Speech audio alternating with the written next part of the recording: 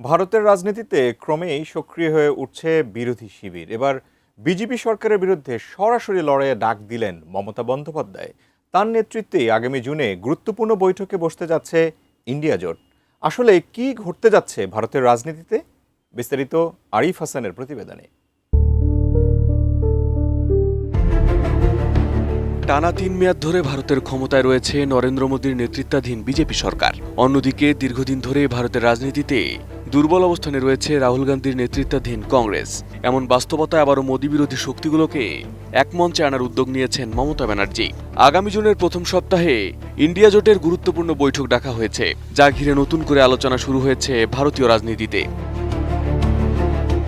তবে এই উদ্যোগটি এসেছে পশ্চিমবঙ্গে বড় রাজনৈতিক ধাক্কার পর। দীর্ঘ ১৫ বছরের তৃণমূল শাসনের অবসান ঘটিয়ে রাজ্যে প্রথমবার সরকার গঠন করেছে বিজেপি। এমনকি নিজের আসন ভবানীপুরেও পরাজিত হয়েছেন মমতা বন্দ্যোপাধ্যায়। ফলে রাজনৈতিকভাবে অনেকটাই চাপে রয়েছে তৃণমূল কংগ্রেস।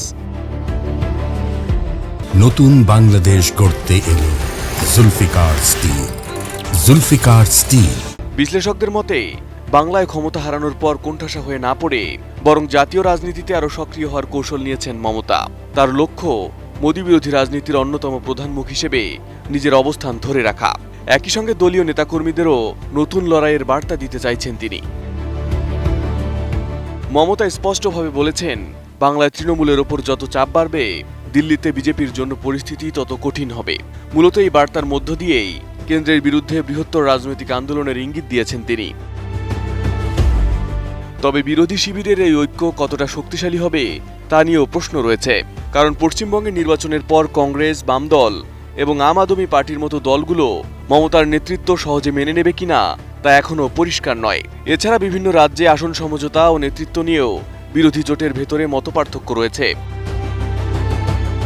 এদিকে বিজেপি দাবি করছে ইন্ডিয়া জোটের ভেতরে বড় ধরনের বিভক্তি রয়েছে এবং বাংলায় জয়ের পর তাদের আত্মবিশ্বাস এখন অনেক বেশি।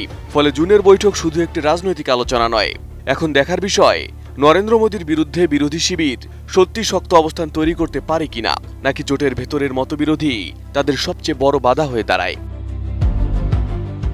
Arif Hasan, ATN news.